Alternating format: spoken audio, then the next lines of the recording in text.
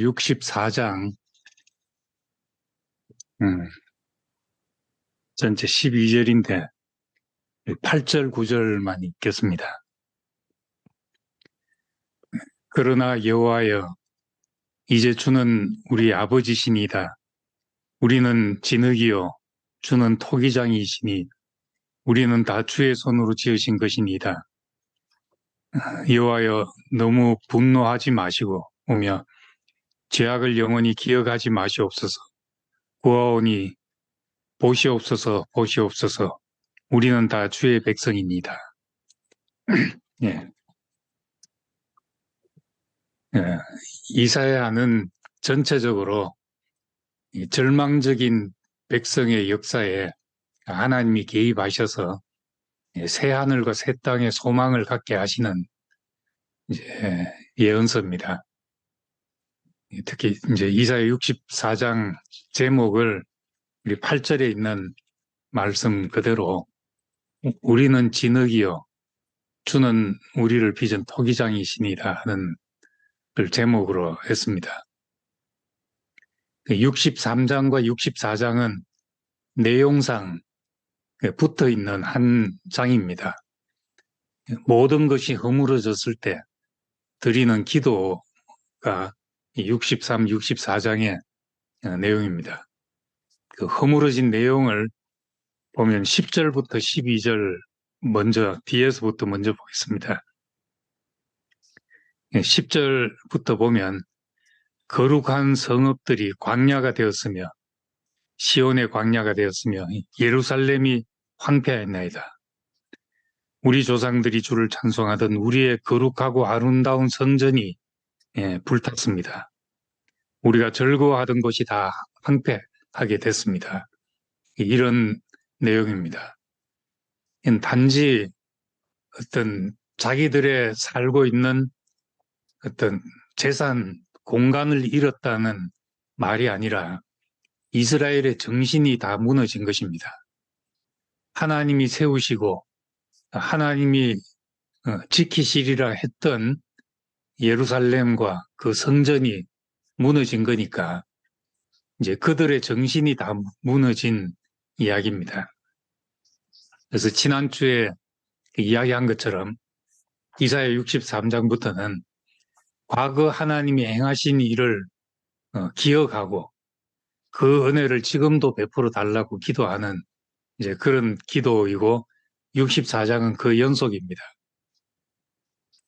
홍해가 갈라지고 애국 군대를 다 멸절하고 만나를 먹게 하시고 메추라기를 먹게 하시고 여기까지 이끄신 하나님이 우리를 광야에서 죽게 하시려고 이끄셨겠나 이제 이런 믿음이 있었고 또 모세는 그렇게 기도했습니다.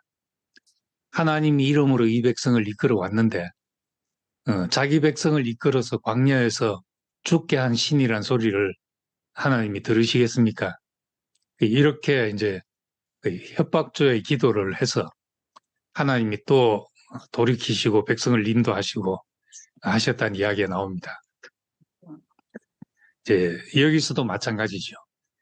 옛날에 그런 일을 행했던 하나님이 지금은 이제 하나님이 사라지신 것입니까? 지금 이 백성을 여기 와서 죽게 하려고 그렇게 했겠습니까? 이제 이런 내용의 기도죠. 저도 그렇고 또 여러분들도 다 마찬가지지만 인생을 돌아보면 우린 다 죽었을 수도 있고 또 폐인되었을 수도 있는 사람이죠. 그런데 하나님이 여기까지 인도하셨는데 여기까지 인도하셔서 우리를 망하게 하겠나 하는 이제 그런 마음으로 기도하고 있습니다. 긴 역사 속에서 볼 때 또 긴 하나님의 경륜 안에서 보면 망한 역사까지도 하나님께서 쓰시고 사용하셨다는 걸 보게 됩니다. 1절을 보면 이제 원하건대 주는 하늘을 가르고 강림하시고 이렇게 기도합니다. 하늘을 가르고 강림하시고 거창하게 이제 하나님이 개입하시기를 기도하는데 하늘을 가르고 내려오지 않으면 이 땅의 문제가 해결되지 않습니다 하는 기도죠. 저도 이제 고등학교 때 고등학교 들면서부터 어떤 이제 머리가 좀 커지니까 회의가 막 생기기 시작했습니다. 성경에 있는 내용들이 의심이 들고 저도 그때는 아주 문자적으로 좀 무식하게 성경을 배웠고 알고 있었기 때문에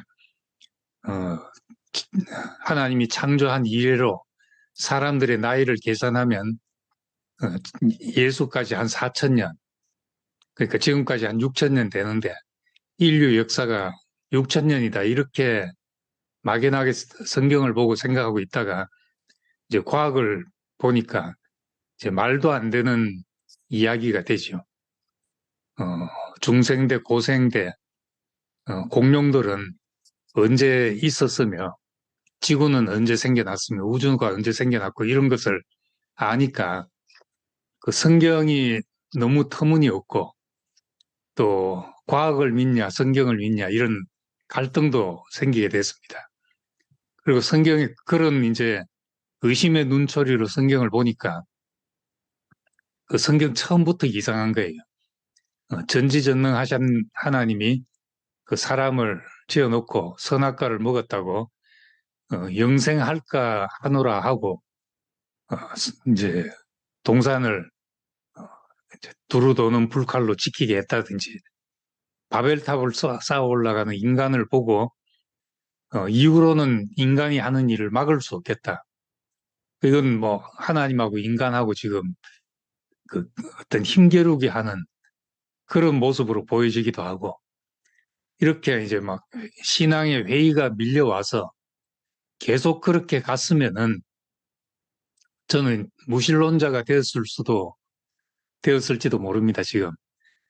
그런데 그 점에 이제 제가 관절이 아프기 시작하고 그 병원 가니까 류마티스 진단이 나고 찾아보니까 이건 지금 고칠 수 없는 의사가 고칠 수 없는 사람이 고칠 수 없는 병이란 걸 알고 나니까 내 미래에 대해서 캄캄하고 그 이 순간에는 내 인생에 하나님이 계셔야만 했고 내 인생에 하나님이 개입하셔야만 내가 답이 생기고 살 수 있는 자리에 오니까 그 어찌하든지 내가 하나님이 아니고서는 내가 땅에서 살 길이 없다 이런 자리에 부딪히게 되었죠.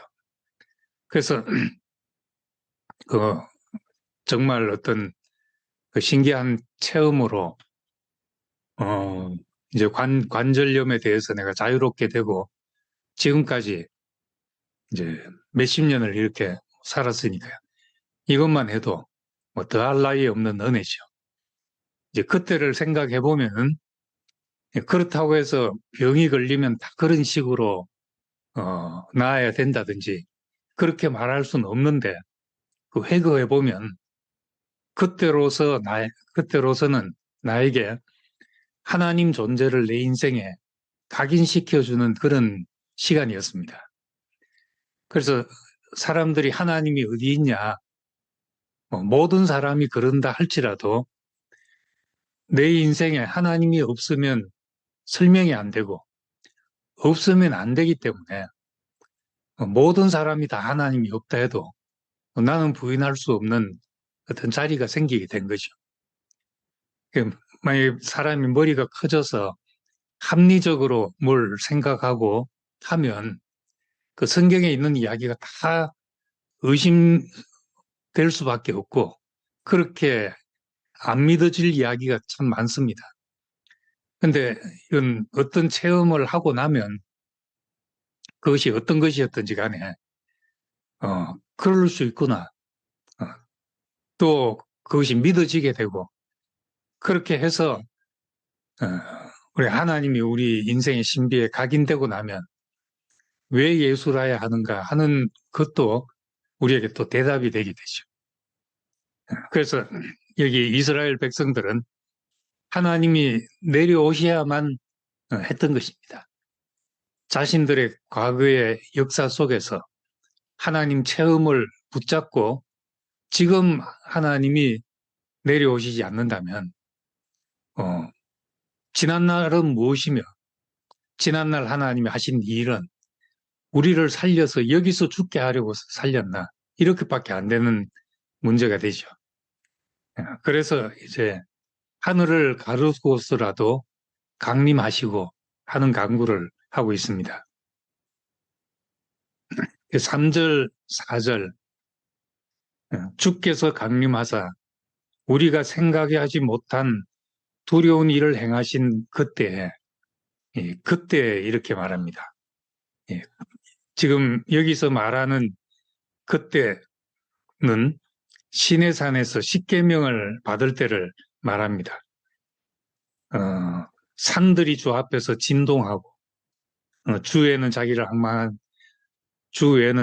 악마하는 자를 위하여 이런 일을 행하신 신을 옛부터 들은 자도 없고 귀로 들은 자도 없고 눈으로 본 자도 없다. 이거는 이스라엘 경험에서 이제 출애굽 사건에서 십계명을 돌판에 새기고 받을 때 하나님 말씀을 받을 때의 이야기입니다. 흑운과 흑암과 폭풍과 내성 속에서 40일이라는 그 고난의 기간 동안에 돌판에 하나님의 말씀이 새겨져서 이 백성들 앞에 오게 됐습니다. 우리가 이게 무슨 사건인지 우리가 이 구약을 문자 그대로 읽어서는 모르는데 우리 인생에서도 정말 흑운과 흑암과 폭풍과 내성 속에 있는 것 같은 이제 그런 사건을 경험할 때 정말 시끄럽고 캄캄한 시간 그런 시간이 지나갈 때 이상하게 하나님의 말씀이 우리에게 새겨지는 그런 시간이 되는 겁니다. 그래서 그 바울은 다메섹 도상으로 가다가 어떤 사건을 경험하게 됐죠. 옆에 가던 사람은 그냥 갑자기 이제 무슨 큰 소리가 우리 같은 소리가 났다 하기도 하고 뭐 빛이 번쩍했다 하기도 하고 그런 사건이었는데 그 사건이 자기 속에서 속 시끄러웠던 예수 믿는 사람들, 이 사람들이 도대체 뭔가 하고 그 속 시끄러웠던 사건에 대한 답이 되어서 하나님의 말씀으로 그 인생에 각인이 되게 됐던 겁니다. 우리는 우리 인생을 그냥 우리 눈으로 들여다봐서는 잘 모르는데 이스라엘 백성은 그때 하면서 회상할 때 가장 어두웠던 시간이 가장 캄캄하고 흑운과 흑암과 폭풍과 내성 속에 있었던 그 시간이 하나님의 말씀이 그들 속에 새겨지는 그 시간이었던 겁니다. 이걸 기억하면서 지금 우리에게 이 캄캄한 시간, 이 시간이 하나님의 말씀이 우리에게 새겨지고 하나님의 말씀으로 사는 그런 사람으로 다시 태어나는 시간이 될 것을 이제 소망하는 그런 말씀입니다. 근데 5절 보면 무릇 우리는 다 부정한 것 같아서 5절에 보면은 끝에 우리가 어찌 구원을 얻을 수 있으리까? 이 탄식은 도저히 이 백성이 다시 살아날 것 같지 않은 그런 절망 속에 있는 탄식입니다. 그래서 6절에서는 이제 자신을 돌아보면서 우리는 다 부정한 자 같아서 우리의 의는 다 더러운 옷 같으며 우리는 다 잎사귀 같이 시들므로 우리의 죄악이 바람같이 우리를 몰아가나이다. 우리를 더러운 옷 같으며 우리의 의는 다 더러운 옷과 같다. 내 의라는 것, 내가 내세우고 싶었던 것은 하나님 앞에 빛이 비쳐서 보니까 그건 다 그 더러운 누더기 조각에 불과했다는 겁니다. 우리 의가 있어야만 우리가 살 것 같은데, 그것은 이제 결국 내 의는 나를 자고하게 하고 다른 사람을 판단하게 하고 이런 것에 불과했다는 것을 알게 되죠. 우리가 참으로 이제 말씀이 비치게 되면은, 우리 인생에 말씀이 비춰오게 되면은 내 의가 누더기 같다 하는 것을 먼저 발견하게 됩니다. 내가 했던 것은 아무것도 아니었구나. 이것이 보이게 되죠. 그리고 잎사귀 같이 우리 시든다 했는데, 인생의 덧없음을 묘사할 때 인생은 풀 같고 덜에 핀 꽃과 같다. 잎사귀 같다. 그렇게 말합니다. 지나가는 인생, 안개 같고 연기 같은 인생, 이 다 지나갑니다. 이렇게 이야기를 합니다. 그래서 이제 이런 얘기들이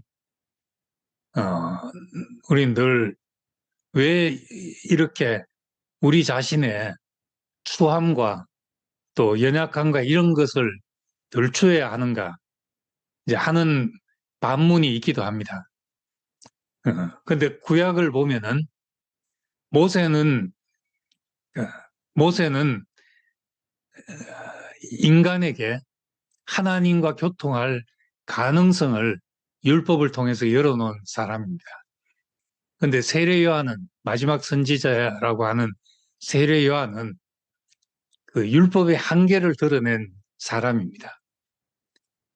우리를 보면 한편으로는 우리의 가능성도 있고 또 한편으로는 우리의 한계가 있습니다. 근데 우리의 가능성에 기초하고 무엇을 하는 것보다 우리의 한계를 알게 한 사람을 예수님은 더 위대한 선지자로 표방을 했습니다. 여자가 낳은 자 중에 이보다 더 큰 자가 없다. 우리의 한계를 알 때 하나님이 우리 인생에서 다시 시작하게 하는 일이 됩니다. 내 가능성을 알면 내가 무엇을 하려고 하죠. 사람은 자기 가능성에 기초해서 뭘 하려고 합니다. 그런데 하나님은 사람이 자기 한계를 알 때 우리 인생에 개입해서 우리 안에서 자신의 일을 이루어가는 걸 보게 됩니다.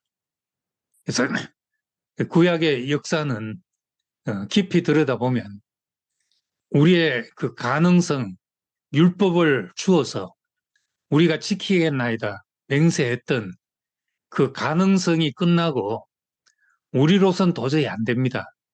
깊은 절망의 자리에서 캄캄한 밤인데 거기서 하나님이 비추시는 빛을 경험하고 하나님이 하시는 일을 이제 경험하게 되는 겁니다. 그래서 이 하나님 말씀이 우리에게 필요하지요. 가능성에 기초한 얘기는 이 세상에 널려져 있다고 볼 수 있습니다. 근데 우리로서는 안 되는 거기서 되게 하시는 하나님의 일은 하나님의 말씀을 통해서만 우리 들을 수 있는 일입니다. 그래서 이제 8절, 9절에 오늘 64장의 요절과 같은 말씀입니다. 그러나 여호와여 하는 말은 다 맞지만 이것만은 기억하소서 하는 말입니다. 이것만은 기억하소서. 회복의 근거를 말하고 있는 거죠. 우리의 구원은 우리를 지으신 분의 긍휼에 근거할 뿐이다. 그 얘기를 하고 있습니다. 그러면서 이제 그러나 여호와여 다 맞지만 주님, 주는 우리 아버지십니다. 우리는 진흙이요 주는 토기장이시니 우리는 다 주의 손으로 지으신 것입니다. 그리고 9절 마지막에 보시옵소서 보시옵소서 우리는 다 주의 백성입니다. 이렇게 이제 탄원하는 기도를 하고 있습니다. 이 구절을 보면서 아까 그 노래가 생각났습니다. 나를 지으시니도 하나님, 나를 부르시니도 하나님, 나를 보내시니도 하나님, 나의 나 된 것은 다 하나님 은혜라. 우리 이 고백 안에서 나로부터 자유로워지는 경험을 하게 되죠. 내가 뭘 했다. 내 가능성에 기초한 것은 잘해봐야 거기서 자기 의밖에 나오지 않는데, 나의 나 된 것은 다 하나님의 은혜다. 이 고백을 하는데, 그 속에 인생이 참으로 가벼워지고, 내가 나를 붙들고 지키고 할 것이 아무것도 없는 가벼운 인생이 되고, 그 가벼운 인생으로 살면 사람들이 만나지고, 함께 있는 것이 즐거운 사람이 되고, 그런 사람이 되는 겁니다. 그래서 늘 우리가 정말 캄캄한 자리에 이른다면 기억해야 될 것이 이제 이런 것이 아니겠나. 어, 이걸 기억하고 우리가 기도할 수밖에 없습니다. 주는 우리 아버지십니다. 우리는 진흙이고 우리를 빚은 통이장이십니다. 다 주의 손으로 지은 것입니다. 우리는 주의 백성입니다. 이 사람을 하나님이 외면할 수 없다는 그 이야기를 하는 겁니다. 그래서 사람은 이제 다 육체 속에서 살기 때문에 육체를 가지고 사는 한 그 인간은 문제도 있고 모순도 있고 허물도 생기고 그럴 수밖에 없습니다. 책 제목을 보니까 이런 제목이 있더라고요. 땅을 밟고 하는 사랑은 언제나 흙이 묻었다. 그 제목이 멋있어서 책을 사려고 보니까 품절 이렇게 돼 있더라고요. 예, 혹시 찾으신 분 있으면은, 예, 혹시 찾으신 분 있으면 연락 주시기 바랍니다. 이게 참 인간은 저는 진흙입니다. 우리는 진흙입니다.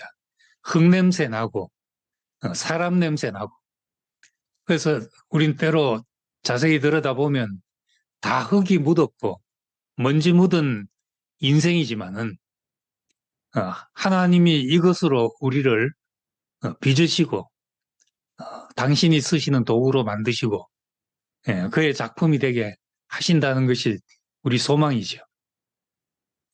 이걸 부정해버리면은 아무리 성경 속에서 좋은 말을 찾고 해도 관념적인 그리스도밖에 되지 않습니다. 성경에도 요한은 예수께서 육체로 오셨음을 부인하는 자마다 적그리스도다 했습니다. 예수께서 육체를 가지고 계셨다는 것, 예수가 역사 속에서 구체적으로 시장바닥을 누비면서 사셨다는 이 사실을 부인해버리면은 예수 그리스도를 아주 고상하게 그리스도를 관념적으로 우리가 묵상하고 또 해석하고 할 수 있지만은 그렇게 되면 이제 하나님은 단지 원리나 이치, 그리스도는 추상화되고 그렇게 해서 그리스도의 보편화를 말할 수 있을지 모르지만은 그렇게 되면은 우리의 그 현실이 사라져 버리고 사실 들여다보면 말뿐인 것밖에 안 남게 됩니다.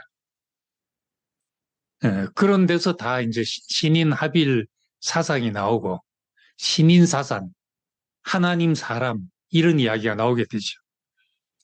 신이 되게 하겠다든지 내가 예수다든지 이런 말이 관념화되는 극치로서 그런 것들이 나오게 되는 겁니다.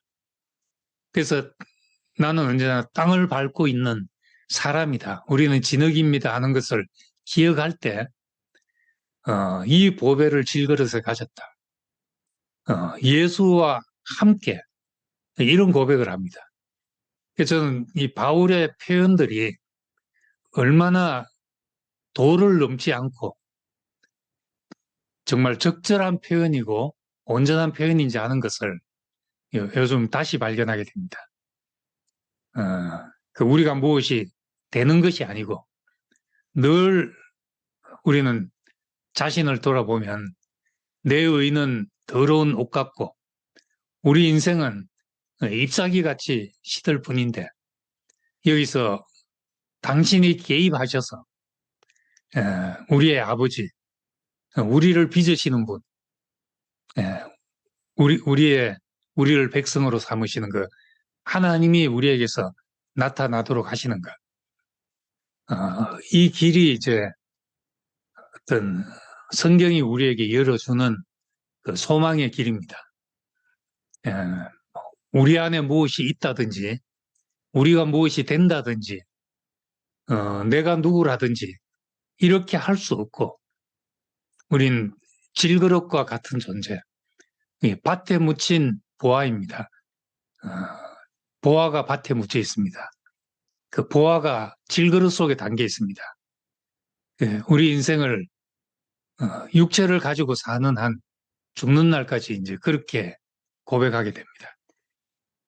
그래서 이런 인생에 우리와 관계를 가지시는 하나님이 계시다는 것, 인격적인 관계를 맺고 살 수 있다는 이것이 이제 성경이 우리에게 주는 축복이고 이 축복을 가장 완전하게 보는 것이 예수 그리스도 하나님과의 관계에서 그 인생의 그 관계 축복을 가장 완전하게 누리게 됩니다. 오늘 64장에서는 이제 8절, 9절 말씀을 기억하시고 우리는 진흙입니다. 주는 우리를 빚으신 통이장입니다. 우린 다 주의 손으로 지은 작품입니다. 그렇게 고백하며 살게 되기를 소망합니다. 감사합니다.